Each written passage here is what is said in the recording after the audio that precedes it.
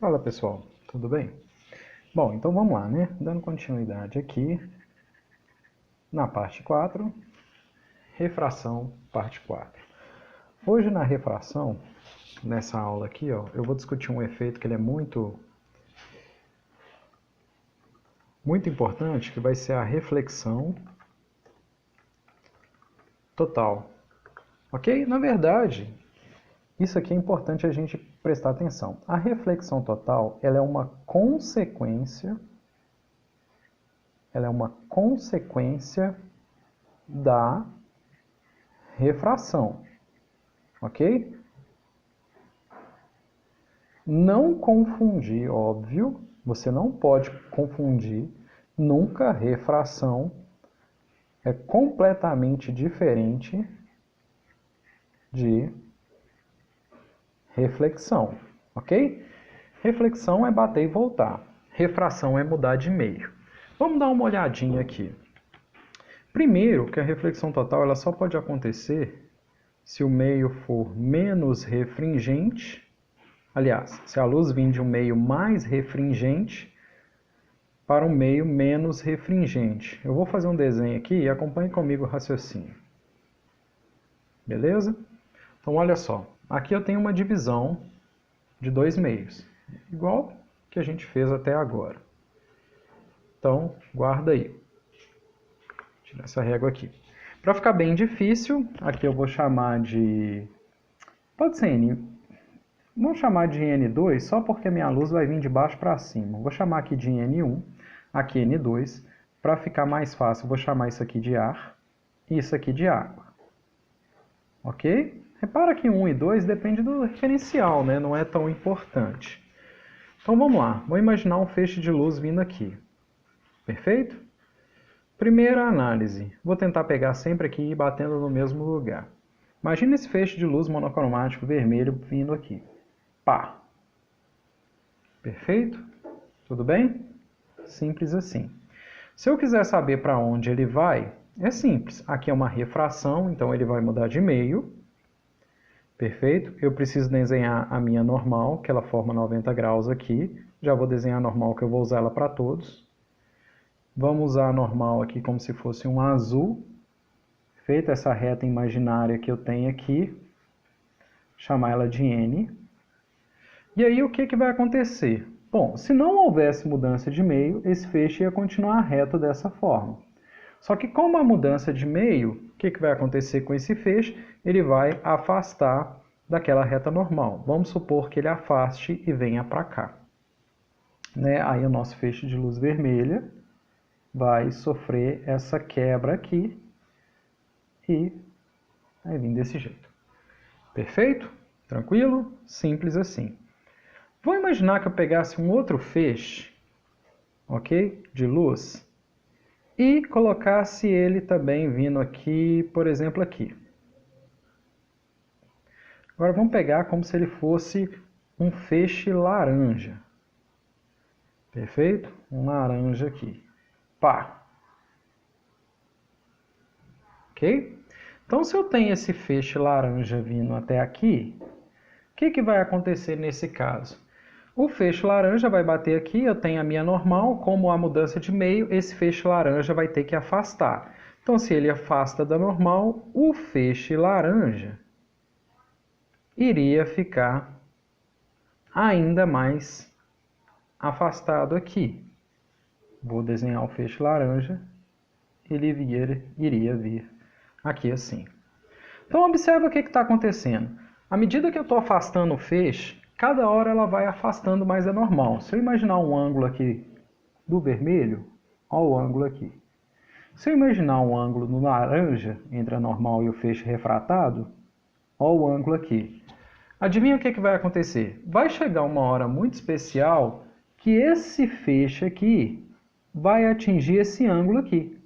E esse ângulo aqui nada mais é, nesse ângulo verde, nada mais é do que um ângulo de quê? 90 graus. Então, só para o desenho ficar mais organizado, se eu redesenhar esses caras do mesmo jeito, só estou redesenhando só para ficar mais, vamos dizer assim, mais organizado, tá? Então, olha só. se eu pegar aqui, redesenhar, por exemplo, uma divisória de meios. Peguei aqui, qual foi a cor do feixe que eu usei? Foi laranja, vou pegar o verde. Se eu imaginar um feixe verde vindo aqui, tudo bem? Desenhei o feixe verde. Pá. Um ângulo muito especial. Bateu aqui. Desenhei para eu saber o que vai acontecer com ele. Vou redesenhar normal, 90 graus. Tudo bem? É mais difícil acertar a régua do que fazer o desenho, né? Se eu imaginar aqui a minha régua, 90 graus. Peguei aqui. Pá. Vou desenhar ela contínua, mas você sabe que essa linha não existe. Se eu supor que esse ângulo verde ele é especial o suficiente para que o ângulo refratado faça isso aqui, ó, pegando aqui de novo a régua, perfeito? Esse cara vai, por exemplo, formar 90 graus. Aqui. Que ângulo que é esse? Bom, não importa, né? O que a gente sabe é o seguinte, existe esse ângulo aqui, que eu vou chamar de θ1, e esse ângulo 2 aqui, que eu vou chamar de 90 graus. Perfeito? O que é interessante você saber é o seguinte, a partir desse ângulo θ1, se eu imaginar um outro feixe roxo, tá joia? Imaginar aqui um outro feixe roxo,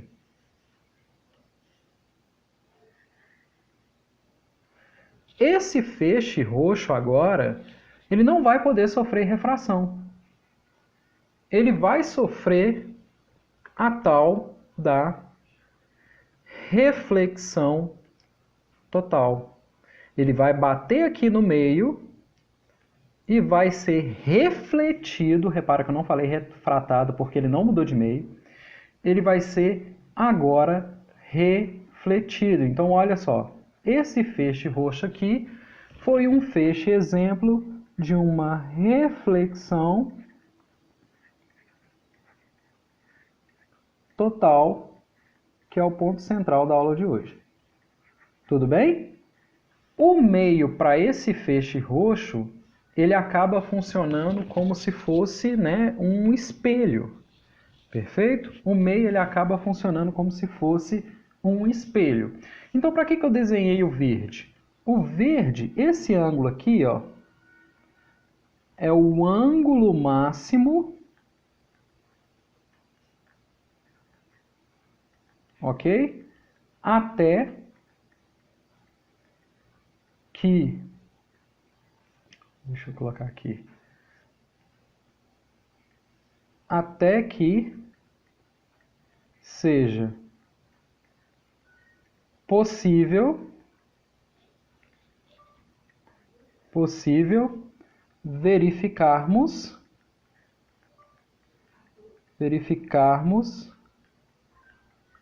a reflexão total. E adivinha o que nós vamos fazer agora? Calcular qual é esse ângulo. E de onde ele sai? Simples, ele sai da lei de Snell. Se você não lembra a lei de Snell, óbvio, né? Aula passada, é só revisitar ela. A gente sabe que a equação da lei de Snell é... Nesse caso, a minha referência está sendo de baixo para cima, tá? Vou só redesenhar aqui, vou só colocar aqui nos meios para a gente lembrar. Eu considerei aqui como água. E eu chamei esse meio de N1, por exemplo. Aqui eu considerei o ar e eu chamei de N2. Não custa lembrar o seguinte... Chamar aqui de 1, aqui de 2 ou inverter, não importa, desde que você entenda o que está acontecendo. Então, pela lei de Snell, eu posso falar que N1 seno de θ1, que é aquele que está desenhado ali em cima, tem que ser igual a N2 seno de θ2. Só que agora tem uma consequência interessante, porque esse θ2, que é a parte de cima que eu chamei, esse seno aqui, isso daqui é seno de 90 graus, que eu estou olhando para o raio verde. E seno de 90 graus é 1. Ou seja, a minha equação fica simplesmente dessa forma aqui. N1 seno de θ1 tem que ser igual a N2. Perfeito? Então eu posso reescrever isso aqui ainda de uma forma que é mais usual. Seno de θ1 é igual a N2 sobre N1. Essa praticamente é a minha fórmula, só que é comum a gente apresentar ela em materiais didáticos de uma outra forma, que é o seguinte. Seno de θL, o que é esse θL? Isso aqui é o ângulo limite para que comece, para que a gente consiga verificar o fenômeno da reflexão total. Tem que ser igual a N2. N2 não foi o ar, então você pensa que é o N menor, o ar que é 1, né, por exemplo, que a gente já sabe de cor, sobre o N maior.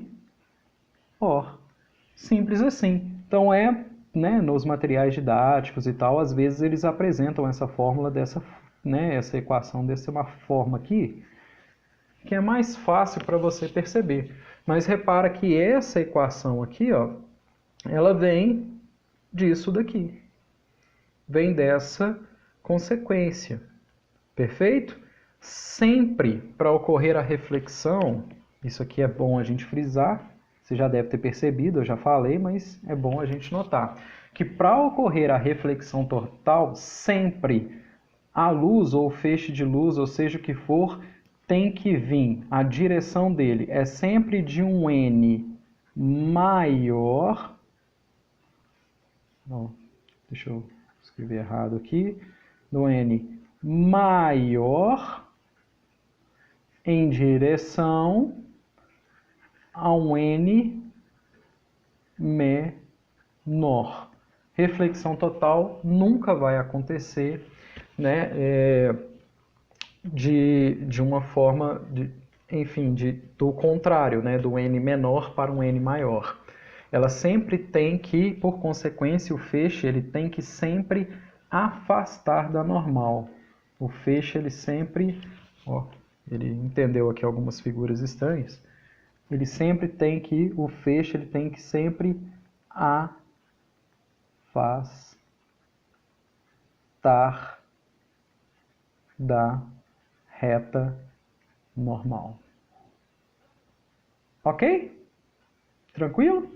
Então esse aqui foi a explicação da reflexão total. Existe 1 milhão de consequências da reflexão total, como a formação de miragens. Tudo isso aqui é devido à reflexão total. Mas aí em uma próxima aula, para não ficar, tentar fazer vídeos mais curtos, numa próxima aula eu trago uns exemplos, que aí eu já tento ver se eu consigo umas figurinhas para melhor exemplificar, para não precisar desenhar. E aí eu te explico pensando na reflexão total. Tranquilo? Beleza? Espero que tenha ficado claro. É muito simples, tá? Essa parte aqui de a reflexão total. As consequências dela, que são bem cobradas em prova, aplicação delas em tecnologia, falando... O Enem, por exemplo, já cobrou a questão da formação dos navios fantasmas. Dentro da própria comunicação de dados, a fibra ótica, ela é uma consequência direta da reflexão total. A formação de miragens em deserto, ela é consequência da reflexão total. Enfim, é muito importante a gente dar uma olhada nas consequências dela, tá? Espero que tenha ficado claro. Na próxima aula a gente discute um pouco mais sobre isso. Muito obrigado.